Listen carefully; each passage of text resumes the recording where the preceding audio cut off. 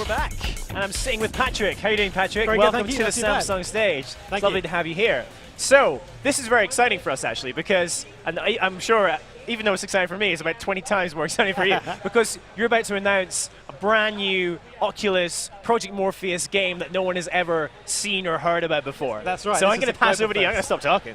Yeah, so what do you tell me, and the good people will know through this conversation. Cool. So we're announcing today a game called The Assembly. Okay. And it's a game, as you said, for Project Morpheus and Oculus Rift. It's a puzzle adventure game, really rich adventure game with a really fantastic story. And we'll be there for launch of both headsets. Wow, wonderful. Okay, so tell me, I've had a little bit of a sneak peek at some of the things from, and the trailer, which we're about to watch, certainly hints at the tone and the setting. But it all looks a bit sci-fi and a bit morally questionable. Is that a good assessment? It's certainly morally questionable. Yeah, it's about the Assembly, who are this group of engineers and scientists who've created this underground bunker. And Here we go now, in fact. Yes. So this is the underground bunker, and you basically you play as a couple of different characters in here, and you're trying to figure out what on earth is going on. These guys do experiments that they wouldn't be allowed to do in the real world, that may be morally questionable or actually against the law, but they think are for the benefit of mankind and will actually ultimately help people. So you are trying to figure out what's happening down there. You play as a couple of different characters, and it's a really interesting, really strong story written by this guy called Tom Joubert, who wrote FTL, The Swapper, and a few other really great games, Penumbra. So he's a really good young writer, and it's a very powerful story that runs through the game. So this kind of, wow, that did not go well for him. This kind of sci-fi, not really sci-fi, this kind of scientific lab aesthetic. What was your inspiration for this? Like, I mean, are you big? People are going to draw conclusions, draw comparisons, to things like Half-Life, for example. Yeah. But what are your inspirations for this kind of setting?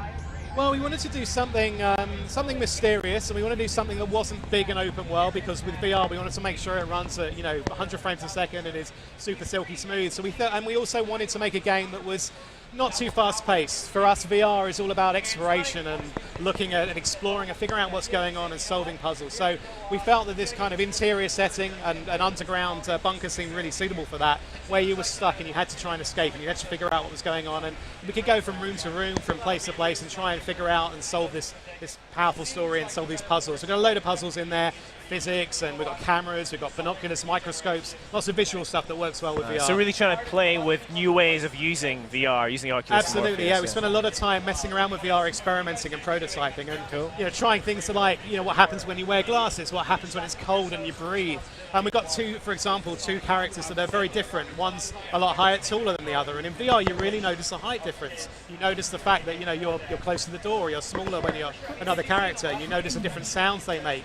So I see you can see your avatar. I can see here when you're in. Yeah, absolutely. When you look down, so this is the beginning of the game. This is just a small section of it, but you're basically being pushed in on a gurney. You're being wheeled in as one of the characters called Madeline, and you're basically being pushed into this place. You're an initiate, and they give you basically an initiation test to try and check that you're good enough to join the organization and to sort of teach you about it. Are we here under our own our free will, or are we strapped to this? You're strapped in. You're not really there by your free will at all. So we thought this was a really nice intro to a VR game, because VR is very different. You see stuff in 3D. It's a nice, gentle intro where you can look around, you can hear what's going on, you can hear what the characters are saying. And then you get knocked out and put into a cell, and then you start to learn about picking up objects, walking around, solving puzzles, using an inventory, and doing that kind of stuff. So that intro bit's on rails, but then after this is kind of you control it with a gamepad, you're and walking you move around as well. Okay. Yeah, and we've got a lot of detail in there, so it's really designed so you can just explore and look and examine and kind of figure out what's going on. Okay, now I've had a couple of opportunities to use Oculus and Morpheus once. But the only time I've used it, and it's not made me slightly want to vomit, was when I was in like a space plane, for example, Valkyrie. Yeah. So how have you guys gone about making sure that people don't throw up over your lovely science lab? Well, we've done a lot of testing, and I think one thing I should say is that if you use a new DK2 or the Morpheus, they both have positional tracking on them, which helps an awful lot. Makes a huge difference, because really you've got that much depth, more right? Than you'd imagine. Because when you're sat here, you almost always sway left or right or move forward a bit. Positional tracking really compensates for that and means you see what you expect to see. And also, our game is fairly slow paced. There's no rushing, there's no running, there's no turning around 180 degrees super quickly, shooting at people. It's a nice channel game that works really well with the VR headsets as they currently are. So there's no combat in this game then? It's all puzzle and... No, there's no combat, there's no guns, there's puzzle based, there's lots of tension, there's some scary stuff, there's some vertigo, there's some fear, but there's no combat in it. So is horror like a big, kind of thrilling situations, scary situations, they're a big part of this? It's definitely not a horror game with creatures and monsters, but there are psychological horror tricks in so it's there. kind of like, what on earth are they doing in this lab type of horror? Very much so, yeah. Okay. And some really tough moral choices as well. So as a player, you really are... We're questioning where your lines are, what you would do and what you wouldn't do, where your sort of ethical lines are, and the story's great with regard to that. So we're really questioning what you believe and what you want to do and what you don't want to do, and that affects the story as well. Okay, fantastic. So a few more questions for you here. So you've been producing this for both Morpheus and Oculus together. I mean, has that been? Do you have to design them differently for each unit, or do they just function kind of as monitor? Is it very similar They're process? actually surprisingly similar. I mean, there are a few differences. Audio's a bit different on the Morpheus at the moment. The control system's actually one of the biggest challenges. At the moment, on the Morpheus, you've got the PlayStation, the DualShock 4 for the PlayStation 4, and that works really well. You can rotate it, you can move it around. It's great for tracking. On Oculus, there isn't an obvious default control solution at the moment, so we kind of have to support mouse and keyboard, which is a real challenge in VR. You can imagine trying to hit traditional keys in VR with a headset on is impossible, so you kind of have to stick to the cursor keys and the space bar and using the mouse. We support controllers as well, and we're looking at the other VR control systems as well, but that's probably the biggest difference between the two. Technically they're very similar, and the actual game runs very, very similarly on both of them actually. Cool. So you mentioned there's two characters that you play when you play the assembly. So who are they? Who are these characters? How much do you say? Madeline Stone is this female scientist who's kind of being dragged into here against her will. She's going through an initiation test. They're basically finding out about her, whether she'd be right to join this organization, and also telling her about them. And then there's somebody called Joel, who is who's basically been working for the assembly for quite a while, and he's starting to question their morality. He's trying to question whether they're the organisation he signed up with, and there's a few slightly scary things he's noticing that he's not quite confident about, and I won't say any more, but that's where the story starts. Okay. So this kind of really kind of gruesome, well, I mean it's gruesome, but like tense-filled, morally ambiguous science story. What was your inspiration? I mean, are there films that have led you towards this, or are the games you played, or are you just a fan of science in general? I mean, I'm trying to figure out where this has come from. Yeah, I think possibly at the time we were designing it, there was this whole NSA hacking, engineers stuff, and there's a little bit of that in the story, and there's Google and all the new rise of the new tech companies, and we felt like that'd be a great storyline. We wanted to kind of do almost like a cult, but this is a modern cult. This isn't a cult from the 16th century dressed in robes that have been going around for hundreds of years. This is a modern scientific cult, and I think that's a really interesting contrast. Okay. Just need your mic a little bit closer, I think. Anyway, so that all sounds really great. This is not your first experience developing for VR, though, is it? You guys have done something before, is that right? Well, we released a demo called Skydiving, which was literally something we created in a 48-hour game hack.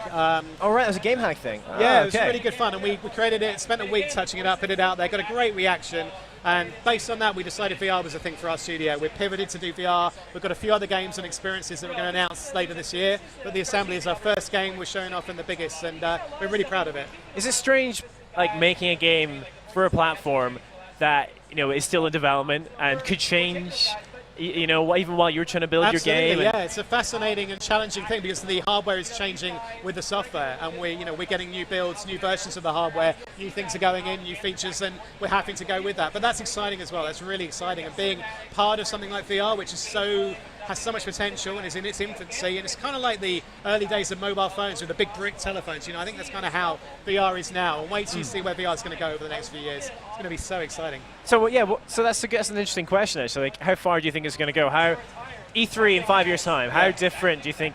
Is there going to be a lot more VR? Do you think? Yeah, I think there will be a lot more VR, and there'll be VR, and it won't just be traditional games. You won't just see games of the kind that you've played on PlayStation or Xbox or PC before. You'll see new kinds of experiences and games that are a little bit different, and I think you'll see the headsets evolving a lot as well. You'll see them coming a lot smaller, and ultimately, hopefully the size of a pair of sunglasses. I think you'll see VR just stretching and growing as we're finding our feet. We're learning about this technology. We're learning what works and what doesn't work, and I think that's just gonna get better and better as we move forward. So if you could add, final question for you, if you could, because right now obviously with Oculus and Morpheus, you got the positional camera, so you can get that depth tracking. What else, if you could add one more thing, one more input, what would you add to like Oculus and Morpheus as a game designer? What would you like to see? Would it be hand tracking? Would it be more what than anything, I'd love to see gesture control. Gesture control. There have been rumors on the web, and we know more than you guys about this, that Oculus may do some kind of camera that will track your hands from the headset. And I think being able to gesture and move and track that kind of stuff really easily will allow you to do some really brilliant movement control and stuff like that. I think that would be great. That'll make a difference. For Oculus particularly, it needs some kind of standard control system that's really easy to use. Brilliant. Well, Patrick, thank you so much for coming on stage and for showing off the assembly for the first time. Thank you so much. You saw it here first, guys. That was the assembly. It'll be coming out whenever the heck Oculus Rift comes out and Project Morpheus lands. As soon as it does, you can play that game. But Patrick, thanks again. Don't go anywhere, though. We've got more games, tons more games coming up on this show. We've got The Witcher 3 very soon as well, so stick around.